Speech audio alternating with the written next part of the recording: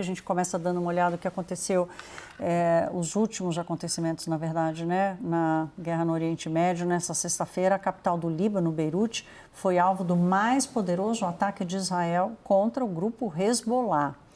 O conflito aumentou consideravelmente esta semana, como vocês vêm acompanhando aqui com a nossa cobertura, a gente vendo bombardeios israelenses que já mataram mais de 700 pessoas no Líbano. Nós vamos ver agora uma reportagem da nossa correspondente Mariana Jangiacomo. Os militares israelenses atacaram o quartel-general do Hezbollah. Foi o ataque mais poderoso realizado por Israel em Beirute, contra o grupo terrorista. Uma autoridade de Israel afirmou à CNN que o alvo era o chefe do Hezbollah, Sayed Hassan Nasrallah. Uma fonte próxima ao Hezbollah, no entanto, afirmou à agência de notícia Reuters que Nasrallah está vivo.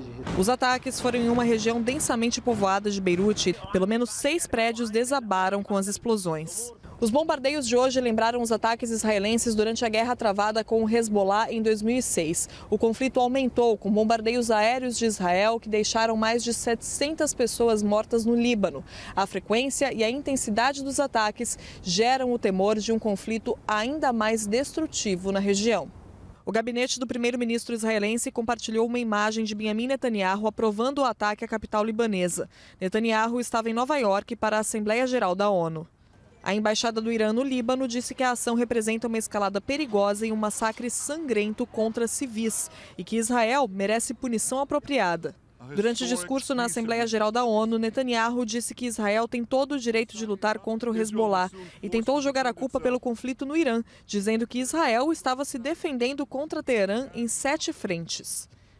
I have a message for the tyrants of Tehran. If you strike us, we will strike you. There is no place.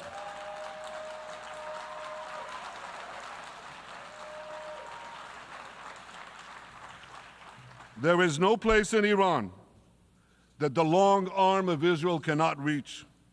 And that's true of the entire Middle East. And I have another message for this assembly and for the world outside this hall. We are winning. Enquanto o premier discursava no púlpito da ONU, representantes de diferentes países deixaram o local. A delegação brasileira deixou o plenário antes do início da fala. Ao ser anunciado, Netanyahu foi recebido por aplausos e vaias. Ladies and gentlemen, order. Após o ataque, Netanyahu antecipou a volta a Israel para esta sexta-feira. O presidente dos Estados Unidos, Joe Biden, afirmou que o país não tinha conhecimento ou participação na operação de hoje. Vamos lá. Natália, quem que está vencendo? É o Netanyahu? É Israel? É o exército israelense? Como é que você está vendo essa nova fase? Bom, a nova fase nos mostra que, basicamente, tem um esforço concentrado e quase que em cascata de eliminação de líderes muito importantes do Hezbollah e figuras muito centrais desse comando. A suspeita, o anúncio de potencial assassinato do Hassan Nasrallah hoje é bastante impressionante nesse sentido, sobretudo na escalada ou na esteira dos ataques aos walkie-talkies e o ataque a diversas localidades no Líbano. Quem perde são as vidas humanas, né? Quem perde são os civis libaneses. Agora, em termos de vitória, o que parece nesse momento é que a resposta do Hezbollah não virá tão breve. Já havia uma resposta do Hezbollah ainda pendente, iraniana também.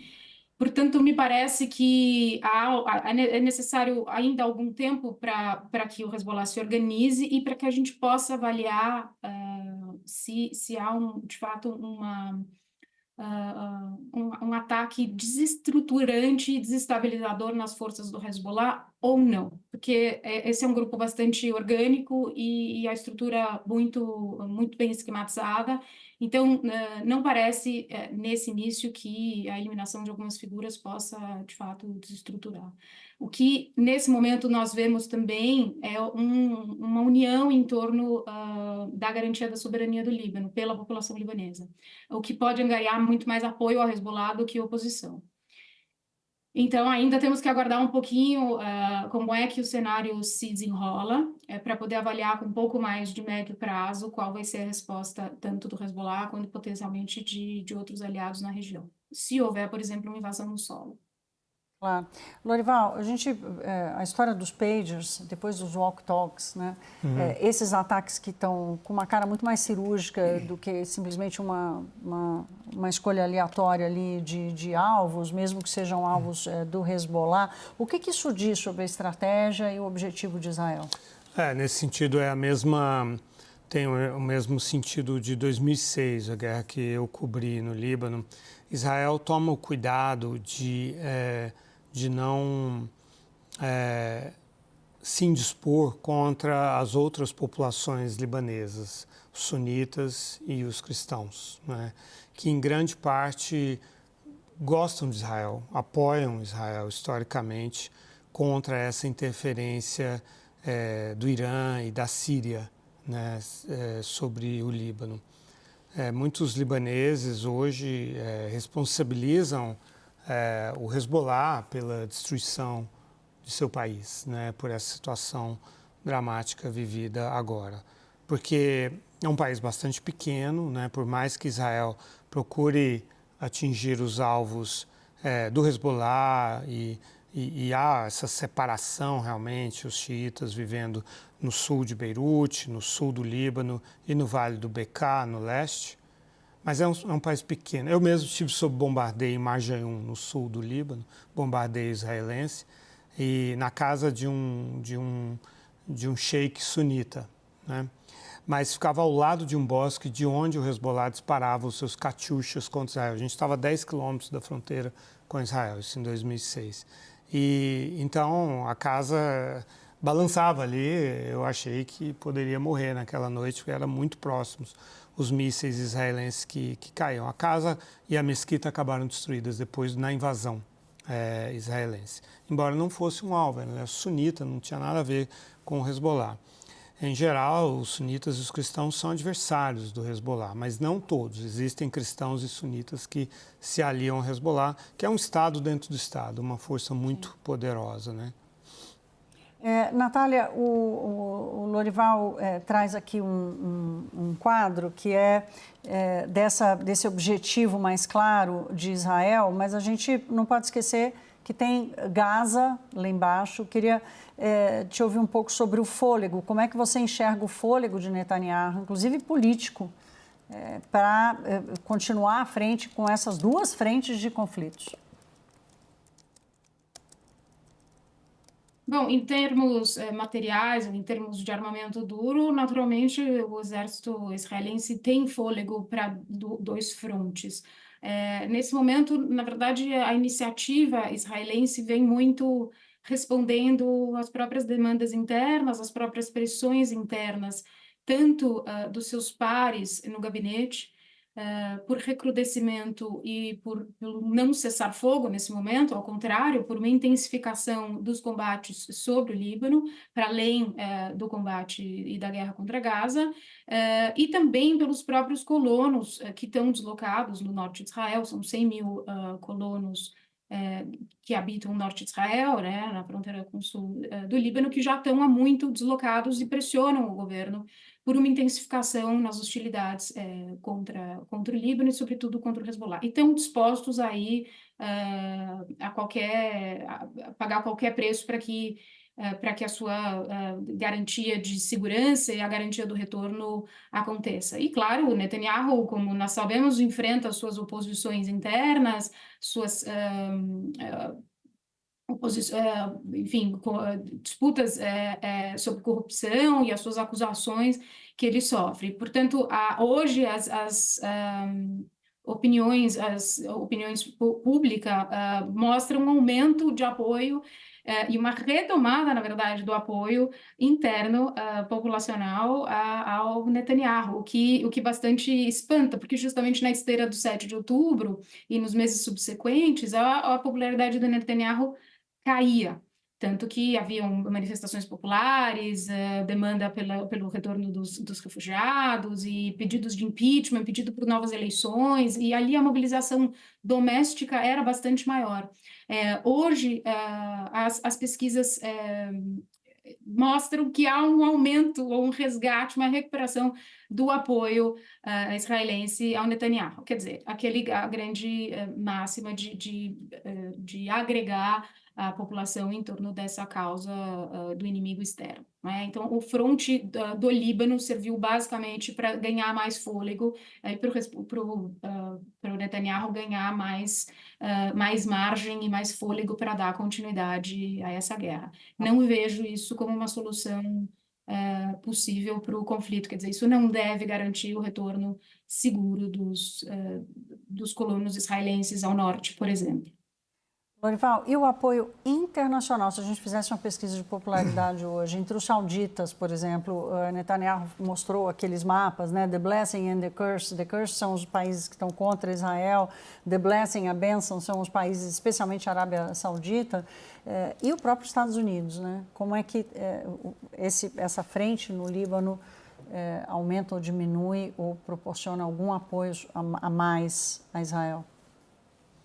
Bem, o objetivo também do Netanyahu, além de permitir a volta dos moradores israelenses, né, para o norte de Israel, eu discordo do uso colonos aí, Natália, né, porque não são colônias, é território israelense, não é como Cisjordânia, Faixa de Gaza, Jerusalém Oriental, que são territórios palestinos ocupados ilegalmente por Israel, mas ali o norte de Israel é Israel mesmo, né, são moradores.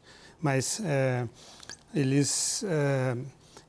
um outro objetivo é também tentar atrair o máximo possível a ameaça iraniana, exatamente para arregimentar apoio internacional, né? Você vê que os Estados Unidos ontem já liberaram 8 bilhões de dólares em ajuda militar, além dos 3,8 bilhões de dólares anuais que são dados, né? E essas bombas de 900 quilos que estão sendo usadas são parte de um envio de 14 mil dessas bombas pelos Estados Unidos. São bombas americanas, são as maiores bombas convencionais que existem, né? Então, sim, tem esse componente geopolítico, né, de reduzir as críticas, as pressões contra o Netanyahu, né? Natália, você ainda espera alguma escalada maior, tipo uma incursão terrestre no Líbano de Israel, ou não? Os analistas mais regionais vêm sendo bastante pessimistas nesse aspecto, então, basicamente, o cenário hoje, 4h30 da manhã, quase 5 horas da manhã, de bombardeio ininterrupto, né, em Beirute, parece apontar para, de fato, uma entrada no solo. E, eventualmente, caso a morte seja confirmada, e isso poderia, inclusive, incluir a ação de atores regionais ou de outros atores nesse conflito. Então, parece que a população está bastante temerosa e essa possibilidade parece cada vez mais concreta, infelizmente. Lorival, isso é uma coisa que pode acontecer em dias, eu até tinha te perguntado, né? Vai estourar uma guerra, como a gente viu, por exemplo, estourar a guerra em Gaza? Vai acontecer um evento de um dia que a gente sabe que iniciou-se um conflito que vai ser permanente com o Hezbollah? O Hezbollah não está demonstrando uma capacidade de resposta, né, de reação. Tem disparado dezenas de mísseis e foguetes, mas isso não é suficiente para sobrecarregar o sistema de defesa antiaérea. Seriam necessários centenas, e não dezenas, para passar pelas camadas ali de defesa antiaérea israelense. E, de fato, foi uma campanha, está sendo uma campanha com etapas muito bem definidas e que parece estar sendo bastante eficaz, né? Primeiro, a destruição do sistema de comunicação, depois um bombardeio bastante com alvos bastante específicos nas baterias, nos lugares de instalações de onde são disparados os mísseis e foguetes e tal, e uma decapitação também. O próprio comandante dos mísseis, da Força de Mísseis, Ibrahim Kubaisi, foi morto, segundo Israel. Ibrahim Akil, comandante das Forças Especiais, né? Sem falar no Fuad Shukri, que foi morto antes dessa campanha e que era o comandante principal militar. Israel diz que matou metade dos comandantes do Hezbollah. Então, aparentemente, o Hezbollah está um pouco sem capacidade, mas eu concordo com a Natália de que é uma força muito orgânica, muito bem organizada, muito preparada, que poderá, talvez, dar uma resposta num segundo momento.